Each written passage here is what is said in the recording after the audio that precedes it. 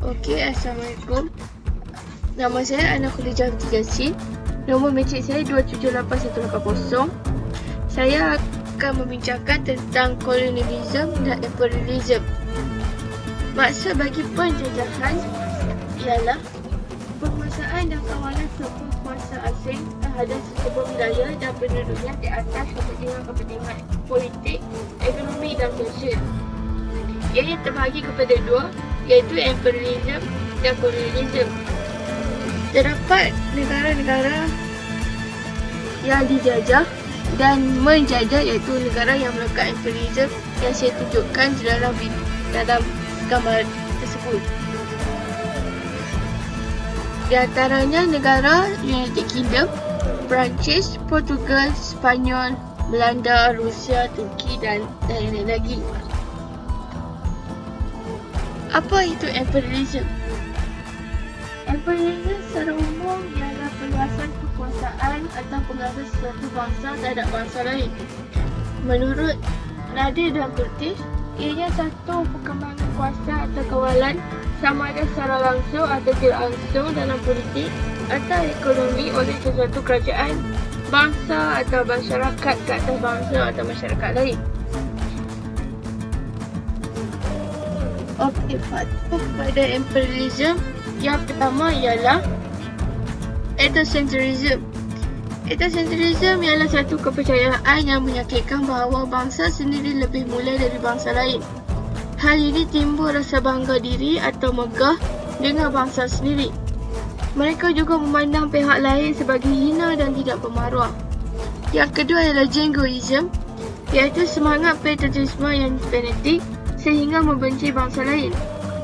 Ianya memenuhi konsep one man burden yang digunakan oleh British dan Belanda.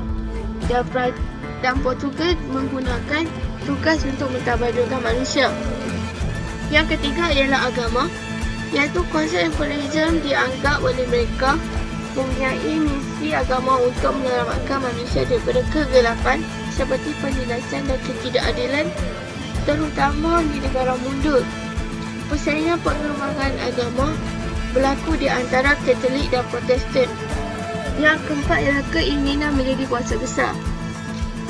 Keinginan mereka ada kerana mereka ingin mendapatkan martabat, iaitu martabat sebagai kuasa besar di kalangan negara barat. Sebagai contoh, pada tahun 1870, faktor ini jadi tonggak utama kepada proses imperialisme. Orang Inggeris mendakwa mereka paling berkuasa, iaitu Great Britain, untuk menjajah negara-negara di benua Asia dan Afrika. Seterusnya ialah apa itu kolonialisme. Berdasarkan umum, kolonialisme ialah tindakan sesebuah negara yang mengeksploitasi atau mendominasi sesuatu kawasan serta masyarakatnya yang dianggap lemah. Pengeksploitasian itu meliputi berbagai sudut seperti sosial, budaya, corak pentadbiran serta politik. Hal ini merupakan kesan dari imperialisme. Kolonialisme dianggap sebagai lanjutan kepada imperialisme yang membawa kepada penguasaan dan pemerintahan dan penjajahan di wilayah jajahan. Menurut Plano dan Oldman, ianya satu bentuk pemerintahan ke atas sebuah kawasan dan penduduknya oleh sebuah kuasa asing dengan menjalankan polisi atas dasar imperialisme. Migrasi turut terlibat, iaitu dari negara asal ke kawasan baru, yang seterusnya membawa satu entiti politik baru ke atas kaum asal yang mempunyai pengetahuan dan teknologi, iaitu kemajuan yang rendah seperti Asia dan Afrika.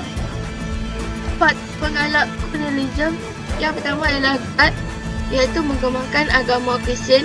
Mereka berusaha mengembangkan agama Kristian mereka dengan membawa pendeta-pendeta ke dalam kapal mereka. Apabila mereka sampai di pelabuhan, mereka akan melebarkan pengembangan agama mereka. Yang kedua ialah gold, iaitu mencari sumber bahan mentah atau keperluan pada tanah. Sebagai contoh, mereka berusaha menjajah di negara-negara yang mempunyai bahan mentah yang lumayan seperti India, Tanah Melayu, China dan lain-lain lagi. Selain itu, glory, iaitu pemusuhan tradisi di antara negara-negara Eropah seperti yang berlaku di antara British,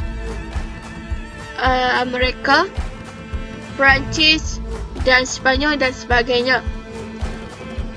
Hal ini kerana mereka ingin mencipta nama sebagai kuasa besar dunia.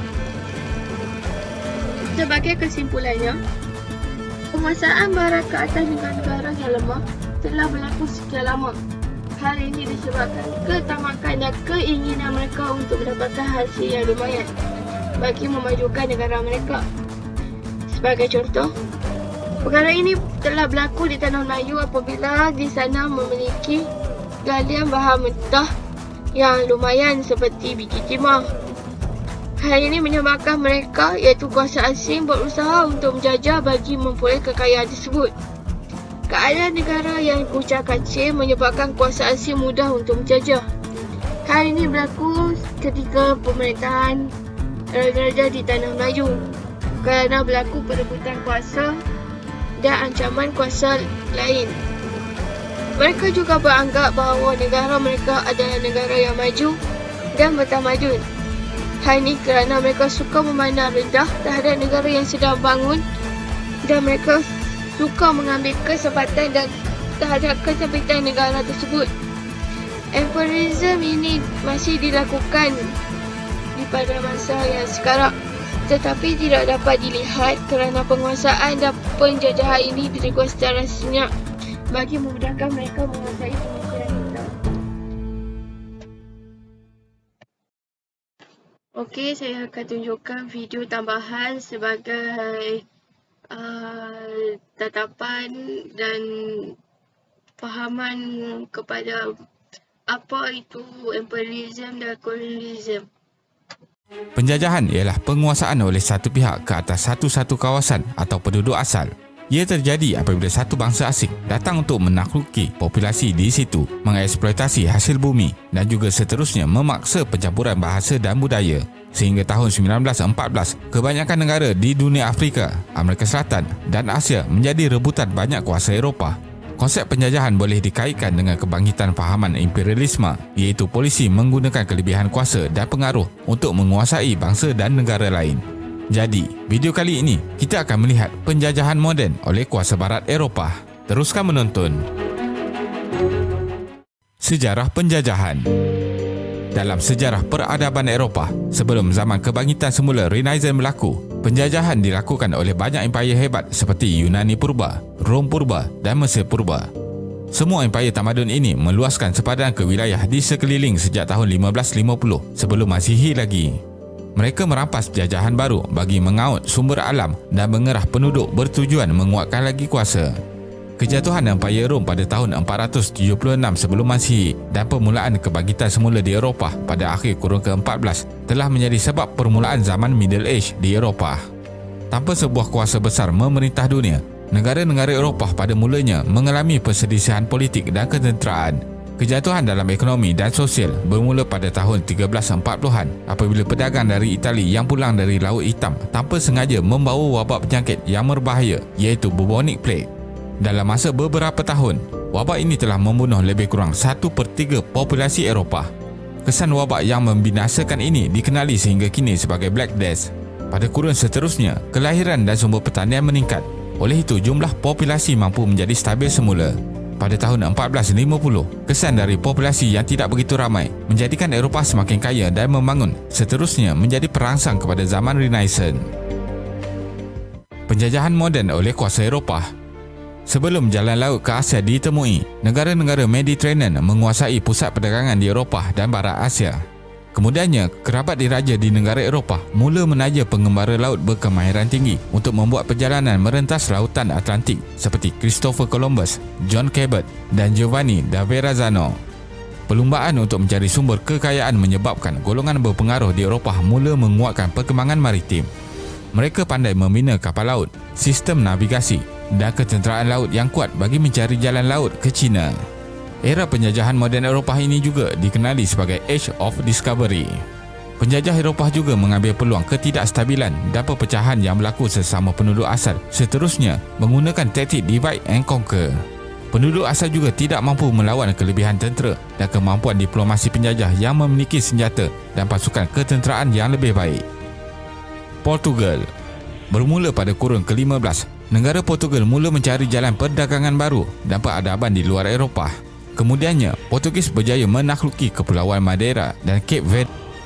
Portugis juga menjadi bangsa pertama yang memulakan pelayaran dalam mencari jalan ke China. Setelah beberapa misi gagal, akhirnya pengembara Portugis yang bernama Vasco da Gama tiba di India pada tahun 1498. Jejak ekspedisi yang ditinggalkan telah membuka ruang untuk Portugal meneruskan penaklukan negara-negara di Asia. Alfonso de Albuquerque membuka Goa yang terletak di pantai barat India pada awal 1500 sebagai pusat bagi mengembangkan penjajahan dan perdagangan di Asia. Goa dijadikan pusat pentadbiran bagi membina empayar Portugal. Dari sini, Portugis menjajah Melaka dan kemudiannya tiba di China dan Jepun pada 1550-an.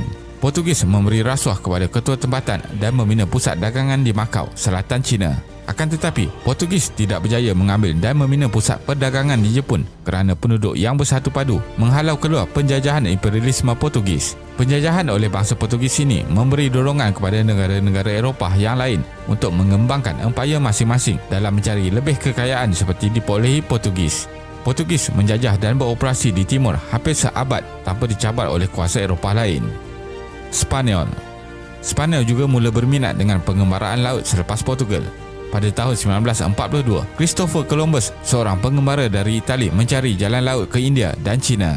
Beliau mendapat sokongan Raja Spanyol untuk membiayai pengembaraan merentasi Lautan Atlantik pada 1942. Akan tetapi, beliau tiba di Kepulauan Bahamas, bukannya Asia, dan telah membina empayar Spanyol di situ. Pengembaraan Columbus memberi jalan kepada penakluk Spanyol yang lain untuk mencari jalan bagi menakluki benua Amerika. Spanyol dan Portugal menjadi pesaing dalam mencari tanah jajahan baru dan menakluki banyak kawasan di Amerika, India, Afrika dan Asia. Inggris dan Perancis. Francis Drake yang mewakili Queen Elizabeth I menyerang kapal pelayaran Spanyol yang membawa emas dan perak dari Afrika Selatan. Spanyol juga tidak mampu melawan kemarahan Perancis dan Inggris untuk menakluki Amerika yang dikenali sebagai New World ketika itu. Penjajah Inggris dan Perancis juga berlaku kejam pada penduduk tanah jajahan. Pembunuhan beramai-ramai, merampas tanah dan mengambil hasil bumi. Inggris membunuh berjuta penduduk di Amerika Utara, Australia dan Afrika. Inggris juga menganggap penduduk Asia sebagai golongan kelas kedua dan tidak membenarkan percampuran golongan dari Eropah dan penduduk asal. Penjajah Perancis pula berlaku kejam di Asia Tenggara, Afrika dan Amerika dengan membunuh penentang dan merampas hasil bumi. Ramai penduduk asal di kawasan Indochina yang dibunuh dengan kejam dan mayat mereka dipamerkan untuk menakutkan penduduk yang ingin menentang. Inggris telah berjaya menjadi penjajah yang paling kuat dari Eropah dan menakluki lebih daripada 25% kawasan di bumi kerana mereka mempunyai kekuatan ketenteraan dan taktik diplomasi. Belanda telah mengusir keluar Portugis dari Asia dan Afrika, seterusnya melawan Spanyol di Asia dan Amerika bagi mengembangkan kuasa dan kekayaan. Belanda merampas tanah jajahan Portugis dan seterusnya meluaskan jajahan baru di Asia seperti Batavia, Sumatera, Cochin dan Taiwan. Belanda membina empayar jajahan baru di Cape of Good Hope di Afrika. Belanda mengaut hasil bumi yang banyak seperti emas di Afrika dan getah di Asia Tenggara. Akan tetapi, penguasaan Belanda tidak berjaya di Amerika Utara dan terpaksa melepaskan Kepulauan Caribbean kepada Inggris. Inggris, Belanda dan Perancis masing-masing berlumba meluaskan empayar dan mengusir Portugis serta Spanyol dari tanah jajahan mereka. Bermula 1880-an, negara Eropah ini mula berminat dan berlumba menakluki Afrika bagi mengaut kekayaan hasil bumi dan menguasai kawasan jajahan sehingga bermulanya gelombang kemerdekaan pada 1950-an hingga 1975. Kebanyakan negara yang digelar New World juga berjaya mendapatkan kemerdekaan pada kurun ke-18 dan ke-19 bermula dengan Revolusi Amerika pada 1776 dan Revolusi Haiti pada 1781. Akan tetapi, negara-negara di kawasan timur masih lagi menjadi rebutan kuasa Eropah. Pada kurun ke-19 dan permulaan kurun ke-20, muncul kuasa imperialis baru yang mahu meluaskan empayar dan mengaut keuntungan ekonomi. Pemerintah Jerman Kaiser kedua membuat polisi luar baru yang dipanggil Place in the Sun dan menakluki kawasan di China dan Afrika. Amerika Syarikat menggelarkan Puerto Rico di Kepulauan Caribbean dan Filipina sebagai negara di bawah lindungannya, manakala Rusia mengambil sebahagian besar Manchuria di bahagian timur laut China, sementara Jepun menakluki Korea dan sebahagian timur laut China. Kebaikan dan keburukan penjajahan. Penjajah ada membuat pelaburan untuk membangunkan infrastruktur dan pusat dagangan, juga membawa masuk teknologi dan perubatan. Untuk sebahagian kawasan, penjajah juga menggalakkan penduduk untuk belajar mengenal huruf, mengamalkan standard hak kemanusiaan seperti Barat dan menyerapkan sistem demokrasi di dalam kerajaan. Akan tetapi, tidak dinafikan terdapat paksaan dan kekerasan yang digunakan penjajah bagi mendapatkan keuntungan sendiri. Penjajahan menyebabkan muka bumi dihakis, penyebaran penyakit, ketidakstabilan ekonomi, pergaduhan antara puak dan pencabulan hak asasi yang memberi kesan panjang kepada negara yang dijajah. Realitinya, penjajah menggunakan 3 komponen penting bagi menguasai sesebuah tanah jajahan, iaitu sumber bumi, penduduk dan pengaruh minda. Penjajah menyerang negara lain bagi mengaul kekayaan sumber alam, menjadikan penduduk sebagai hamba untuk bekerja dan juga seterusnya menukar pemikiran penduduk bagi tujuan mendominasi untuk waktu yang lama di negara jajahan. Terima kasih kerana menonton dan jangan lupa subscribe. Jumpa lagi.